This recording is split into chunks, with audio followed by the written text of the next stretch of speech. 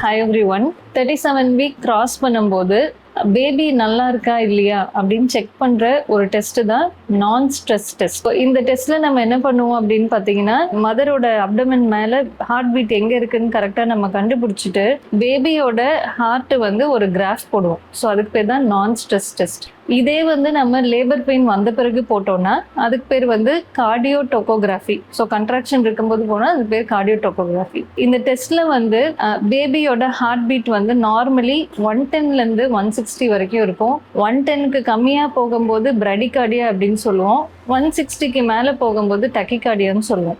So bradycardia எப்போ வரும்னு கேட்டிங்கன்னா, பேபியோட ஆக்சிஜன் சப்ளை கம்மியாகுது அப்படின்னா தான் பேபியோட ஹார்ட் பீட் கம்மியாயிட்டு திரும்ப மேலே ஏறும். டாக்கிகார்டியா எப்போ வரும்னு கேட்டிங்கன்னா, ஃபார் எக்ஸாம்பிள் மதருக்கு வந்து ஏதாவது ஃபீவர் இருக்குது அதிகமாக, இல்லை வந்து இன்ஃபெக்ஷன் இருக்குது, இல்லை மதர் வந்து டீஹைட்ரேட்டடாக இருக்காங்கன்னா அப்போ வந்து பேபியோட ஹார்ட் பீட் அதிகமாகலாம். ஸோ அதே மாதிரி உங்கள் பேபியோட மூமெண்ட்ஸ் சரியில்லை அப்படின்னு நீங்கள் டாக்டர் கிட்ட போனீங்க அப்படின்னா 32 வீக்ஸ்க்கு அப்புறம் போனீங்கனாலே ஃபர்ஸ்ட் எடுக்கிற டெஸ்ட் வந்து என்எஸ்டி தான் எடுப்போம், அலாங் வித் த ஸ்கேன் எடுப்போம். இப்போது உங்களுக்கு வந்து இந்த பேபியோட ஹார்ட் பீட்டை பார்த்துட்டு நல்லா இருக்குது அப்படின்னு சொல்கிறாங்கன்னா என்ன அர்த்தம்னா, பேபியோட பேஸ்லைன் ஹார்ட் ரேட் நல்லா இருக்குது.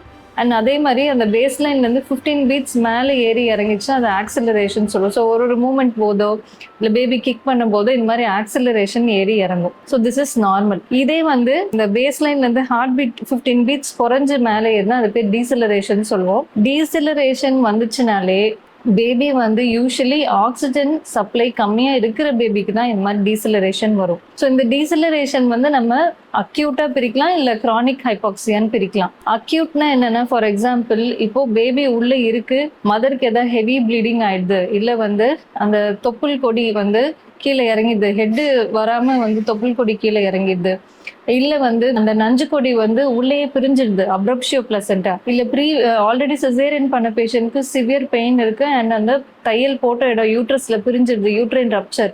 இந்த மாதிரி கண்டிஷன்ஸ்ல வந்து அந்த டீசிலரேஷன் வந்து இறங்கிட்டே இருக்கும் அண்ட் மோர் தென் 3 மினிட்ஸ்க்கு டீசிலரேஷனாகவே இருக்கும். ஸோ இந்த மாதிரி சுச்சுவேஷன்ல இமீடியட்டா we have to deliver the baby.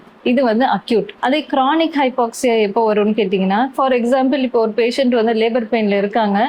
Labour பெயினில் இருக்கும்போது every 2 hours once or 4 hours once இந்த ஹார்ட் பீட்டை நாங்கள் மானிட்டர் பண்ணிகிட்டே தான் இருப்போம், கிராஃப் போட்டுக்கிட்டே தான் இருப்போம். அந்த டைமில் என்ன ஆகும், சம்டைம்ஸ் வந்து ஒரு கண்ட்ராக்ஷன் வரும்போதும் சம்டைம்ஸ் ஹார்ட் பீட் டிப் ஆகி இறங்கும், திரும்ப ஏறிடும், விச் இஸ் நார்மல். பட் அதுவே வந்து ஒரு கண்ட்ராக்ஷன் வந்து முடிஞ்ச பிறகு அப்போ ஹார்ட் பீட் இறங்கி திரும்ப ஏறினா அது பேர் variable deceleration or late deceleration சொல்லுவோம்.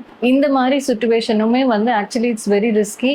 இட் மீன்ஸ் தட் பேபியோட ஆக்சிஜன் சேச்சுரேஷன் வந்து 50% கம்மியாக போன பிறகுதான் இந்த மாதிரி டீசலரேஷனே வர ஆரம்பிக்கும். ஸோ இப்போ ஒரு பேஷண்ட் லேபரில் இருக்கும்போது late deceleration or variable deceleration வரும்போது நம்ம இன்னமும் நார்மல் ட்ரை பண்ணோம்னு விட்டுட்டோம் அப்படின்னா அந்த பேபி வந்து ரொம்ப ஹைபாக்சிக்காக தான் பிறக்கும். அப்புறம் அதுக்கு நம்ம இன்குபேட்டரில் வச்சு நிறைய ட்ரீட்மெண்ட் கொடுக்குற மாதிரி ஆகலாம். So late deceleration or variable deceleration இருக்குது, தலை இறங்கலை, தலை போய் மாட்டிட்டு இருக்கு, 12 hours 16 hours வந்து லேபர் பெயின்ல இருந்துமே வந்து தலை மேலே தான் இருக்கு, ஹார்ட் பீட் குறையுதுன்னா இதெல்லாமே வந்து நம்ம எமர்ஜென்சியா சிசேரியன் பண்ணும்போது பேபியை நம்ம ஈஸியாக காப்பாற்ற முடியும். நீங்கள் வந்து லேபருக்கு வரீங்க, உங்களுக்கு வந்து லேபர் பெயின் ஸ்டார்ட் ஆயிடுச்சுன்னா கண்டிப்பாக எல்லா இடத்துலையுமே வந்து இந்த சிடிஜி நம்ம வந்து ஈஸியாக ஒரு அவைலபிளான டெஸ்ட்டு. அண்ட் அதை பார்த்துட்டு உங்கள் டாக்டர் வந்து இல்லை சிசேரியன் தேவைப்படலாம் அப்படின்னு சொன்னாங்கன்னா I think you have to cooperate with your doctor. So இந்த வீடியோ உங்களுக்கு அந்த சிடிஜி அண்ட் என்எஸ்டியோட இம்பார்ட்டன்ஸை உங்களுக்கு புரிஞ்சிருக்கும்னு நம்புகிறேன். Thank you so much.